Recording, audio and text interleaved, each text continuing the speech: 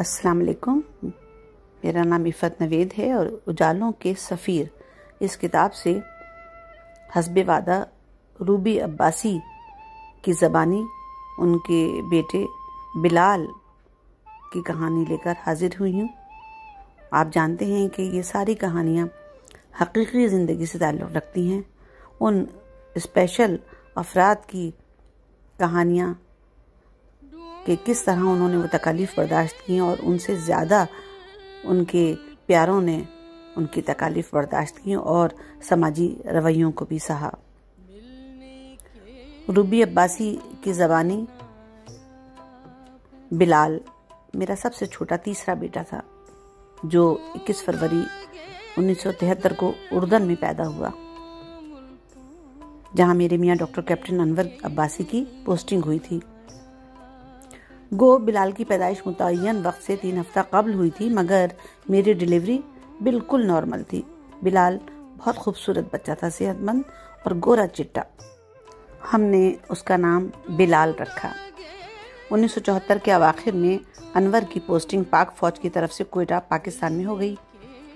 بلال 2.5 برس کا تھا تو ہنستا مسکراتا ٹرائی سائیکل چلاتا صحت مند بچہ تھا۔ جب سب نماز کے لیے کھڑے ہوتے تو یہ بھی اپنی چھوٹی سی جانماز پر کھڑا ہو جاتا تھا۔ جب سجدے میں جاتا تو بجائے اللہ اکبر کے اماں کہتا تھا۔ اسی زمانے میں ایک دن بلال کو تیز بخار ہوا اور میں اور میرے میاں دونوں ہی ڈاکٹر تھے، ہم نے اس کا علاج شروع کیا۔ لیکن جانے کیا ہوا کہ اگلے دن اتوار 20 جولائی 1975 کو یہ تیز بخار ایک دم گر کر 199.2 فورن ہائٹ ہو گیا اور پھر اس پر دورہ جیسا پڑا اور وہ بے ہوشی میں چلا گیا۔ مجموعی طور پر اس کیفیت کا دورانہ 5 سے 7 منٹ تک رہا۔ انور نے فوری طور پر CMH اسپتال کے کنسلٹنٹ سے رابطہ کیا، جنہوں نے بلال کی فیبرل کنورژن یعنی بخار کی وجہ سے دورہ کی تشخیص کی۔ بعد میں کراچی کے بچوں کے ماہر معالج سے ٹیسٹ کروائے گئے تو پتہ چلا کہ دماغ پر وائرس کا حملہ ہوا تھا۔ اس نے دماغ کے اس حصے کو متاثر کیا جو جسمانی عضلات کی حرکت کو قابو میں رکھتا ہے۔ اس طرح بلال کا جسمانی توازن، پیشاب پخانہ کا کنٹرول، بولنے کے عضلات، غرض سبھی کچھ بری طرح متاثر ہوا ہے۔ اس کا سر ڈھلک گیا اور ہاتھ پیروں میں گویا جان ہی نہیں رہی۔ وہ بچہ جو ہر طرف گھومتا پھرتا تھا، کپڑے کی گڑیا کی مانند زندہ لاش کی صورت میری گود میں پڑا رہتا، جو نہ کچھ کر سکتا تھا نہ ہی کہہ سکتا تھا۔ بلا شبہ اس حادثے نے ہمارے گھرانے کے ہر فرد کو ہلا کر رکھ دیا تھا، مگر اس تمام عرصے میں میرے شوہر ڈاکٹر انور نے، جو پاک فوج میں بحیثیت کیپٹن کام کر رہے تھے، ایک سپاہی کی طرح مضبوط رہے۔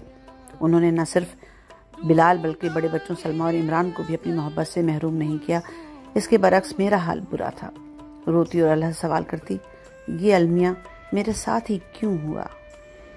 کیا یہ میرے گناہوں کی سزا ہے جو مجھ سے سرزد ہوئے؟ مگر میں اس وقت اس حقیقت کو پوری طرح قبول نہیں کر پا رہی تھی۔ ایسی حالت میں میرے میاں اور بچوں نے مجھے سنبھالا۔ پھر آہستہ آہستہ زندگی اپنے معمول پر آنے لگی۔ بلال کو ہمارے ایک بااعتماد ڈرائیور نے کچھ گھنٹوں کے لیے خیال رکھنا شروع کر دیا۔ ہم بلال کو کبھی مکمل طور پر نوکروں کی نگرانی میں نہیں دیا گیا۔ شادی ہو یا کوئی اور تقریب، بلال ہمیشہ ہمارے ساتھ ہوتا۔ جب تک اس کی بگھی یعنی پش چیئر اور بعد میں ویل چیئر نہیں آ گئی، میں اور انور اور بعد میں میرے بچے اس کو اٹھا کر لے جاتے تھے۔ کوئی لمحہ بھی ایسا نہیں آیا کہ ہمیں اس سے سب کی محسوس ہوئی ہو۔ بیماری کے 1 سال بعد میں بلال کو ٹیسٹ کروانے مشہور ڈاکٹر یوبٹ کے سینٹر لندن لے گئے، جہاں اس کی تشخیص عام فہم زبان میں وائرل بخار قرار پائی۔ خوش نصیبی یا شاید بدقسمتی سے اس کا IQ لیول بالکل نارمل سطح پر تھا۔ اس وقت تک بلال نے اپنی باتوں کو اشاروں میں سمجھانا شروع کر دیا تھا۔ وہ آنکھوں سے طویل گفتگو کرتا اور ہم سب سمجھتے۔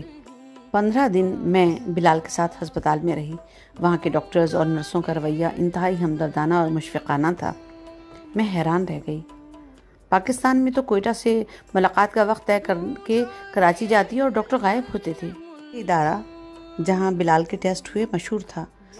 اس کو میاں بیوی فزیو تھراپسٹ ڈاکٹر کارل اور ان کی بیوی برتھا چلاتے تھے، ساتھ ہی کورس کے ذریعے تربیت بھی دیتے تھے کہ بچوں کی کس طرح دیکھ بھال اور تھراپی کی جائے۔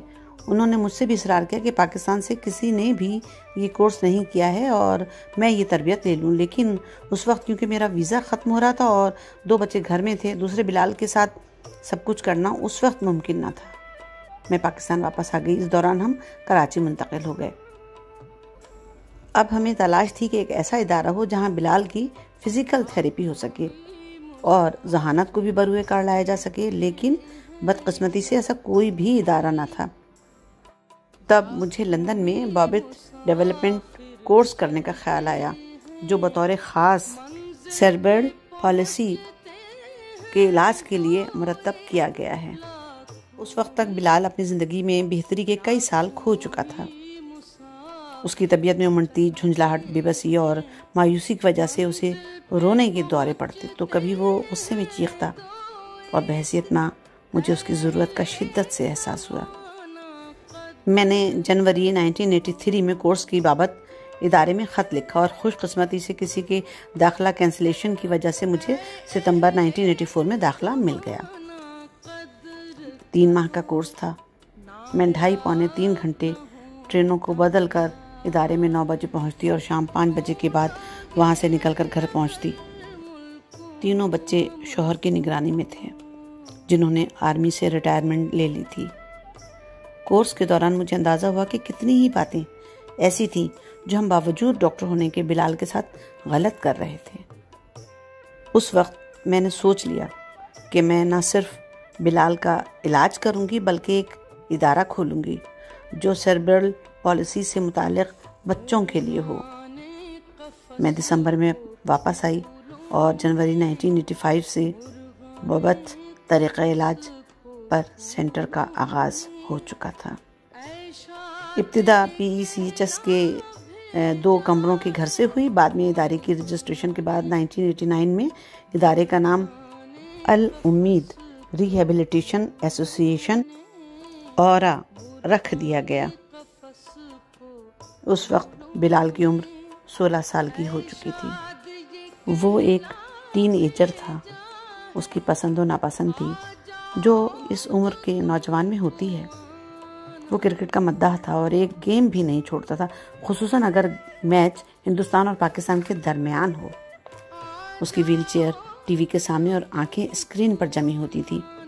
آخر کے اوورز میں اس کی آنکھیں چھت کی طرف ہوتی جیسے وہ اللہ سے فتح مندی کی دعا مانگ رہا ہو، اور جب پاکستان جیت جاتا اس وقت خوشی سے اس کی فلک شگاف چیخیں نکلتی جن کا الفاظ میں بیان کرنا ممکن نہیں۔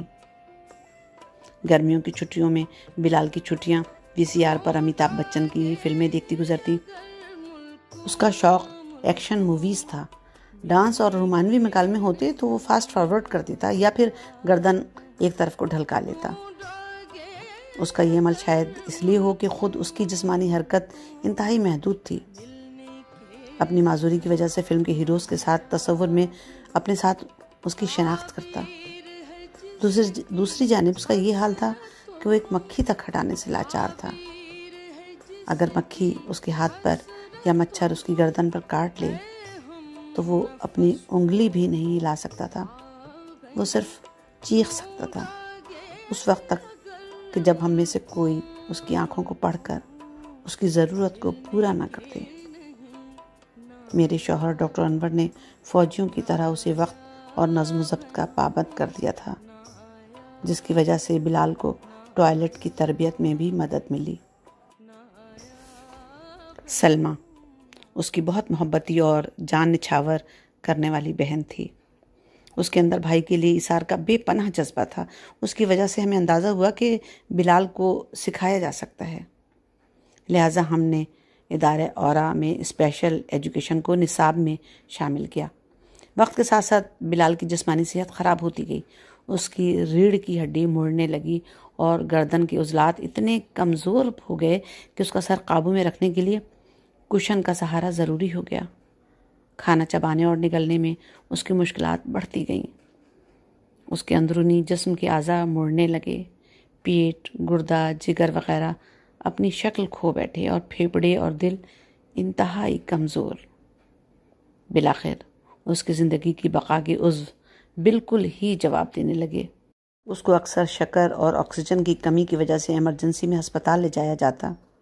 29 نومبر 2005 کو 10:15 بجے صبح بلال کی روح نے سوئے جنت سفر کیا۔ اب وہ دنیا میں اپنے فرائض سے سبکدوش ہو چکا تھا۔ اس کی عمر 32 سال اور 9 ماہ تھی۔ روبی عباسی کہتی ہیں کہ میں ذاتی طور پر خود کو بہت خوش نصیب تصور کرتی ہوں۔ یہ بلال کی بیماری ہی تو تھی کہ جس نے ہمارے خاندان کے درمیان مضبوط رشتہ جوڑے رکھا۔ اورا ادارے کا وجود عمل میں آیا۔ اپنے جیسے دوسرے والدین سے مل کر مجھے اپنے غم پر واویلا خود رحمی کے بجائے خدا کی نعمتوں پر شکر ادا کرنا آیا۔ بلال ہمارے درمیان نہیں، مگر اس کی میراث الامید کی صورت میں امید کی کرن کی طرح ہمارے ساتھ ہے۔ یہ بیماری سیربرل پالسی کیا ہے؟ اس بارے میں روبی عباسی نے بتایا کہ یہ جسمانی معذوری کی ایک شکل ہے جس کا سبب پیدائش سے قبل دماغ میں کسی قسم کا مسئلہ یا پیدائش کے وقت دماغی چوٹ یا اس کے علاوہ بچپنے میں کسی بیماری کی وجہ سے دماغ کا مجروح ہو جانا ہے۔ گویا یہ ایک نہیں بلکہ کئی قسم کی بے اعتدالیوں کا نام ہے کہ جو دماغ اور اعصابی نظام کے افعال جیسے حرکت، سیکھنے کی صلاحیت، سہنے، دیکھنے یا سوچنے کو متاثر کر سکتی ہے۔ اپنے ادارے اورا یعنی الامید کو یہ اپنا منصوبہ نہیں بلکہ خدا کی مشیت قرار دیتی ہیں۔ یہ ادارہ گلستان جوہر میں سن 2000 میں قائم کیا گیا۔ اس کی عمارت مکمل طور پر عطیاتی رقم سے بنائی گئی ہے۔ اس بڑے ادارے کو چلانے کے لیے مستقل طور پر عطیات کی ضرورت ہے جو چاہے کسی شکل میں بھی ہوں قبول کیے جاتے ہیں۔ شوہر کے انتقال اور نوکری سے سبکدوشی کے بعد بھی ڈاکٹر روبی انور عباسی نے اپنے آپ کو مسلسل اس اہم فلاحی مشن میں مصروف رکھا ہوا ہے۔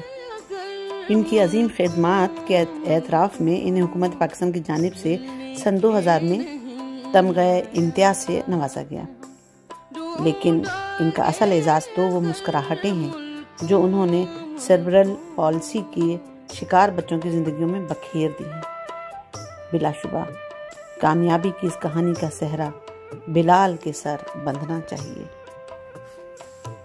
یہ تھی روبی انور عباسی صاحبہ کی داستان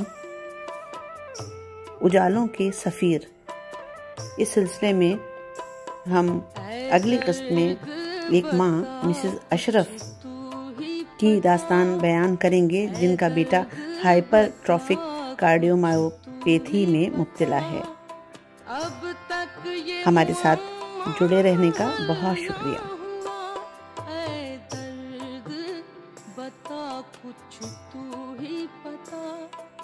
اب تک یہ معمہ حل نہ ہوا، ہم میں ہے دل بیتاب نہاں،